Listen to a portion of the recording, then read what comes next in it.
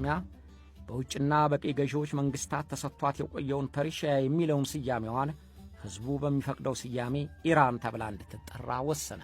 በኢራን ለሚገኙ የውጭ ሀገር መንግስታትም ከዚህ በኋላ ሀገራችን ኢራን ተብላ የምትታወቅ ስለሆነች በዚሁ ስሟ እንድታውቁት አሳስባለሁ ብሎ አሳወቃቸው።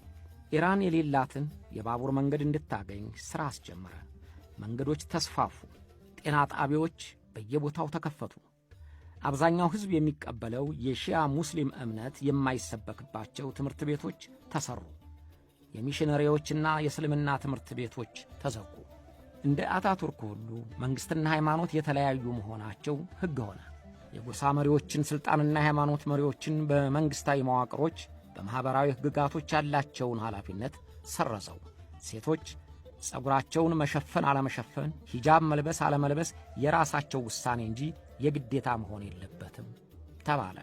የንጉሥ ፓህላቪ የ20 ዓመት የሥልጣን ዓመታት ኢራን በመሠረተ ልማት በወታደራዊ አቅሟ ከፍተኛ እድገት ያሳየችበት ጊዜ ሆነ። ግን ያቀደውን ሳይፈጽም የሁለተኛው የዓለም ጦርነት በመጀመሩ ለንጉሥ ራዛ አስቸጋሪ ፈተና ጋረጠበት። ንጉሥ ራዛ ፓህላቪ በጦርነቱ ለማንም ሳይወግን በገለልተኝነት ለመቆየት መወሰኑ ለባለ ቃል ኪዳን ሀገሮች ጥርጣሬ ያሳደረባቸው።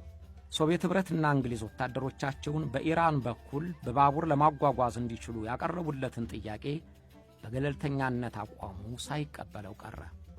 በዚያ ላይ ሂትለር ጀርመኖች ምርጦች የአርያን ዘሮች ናቸው እንደሚለው በምስራቅ የአርያን ዘሮች ኢራኖች ናቸው ብሎ መናገሩ ታውቋል።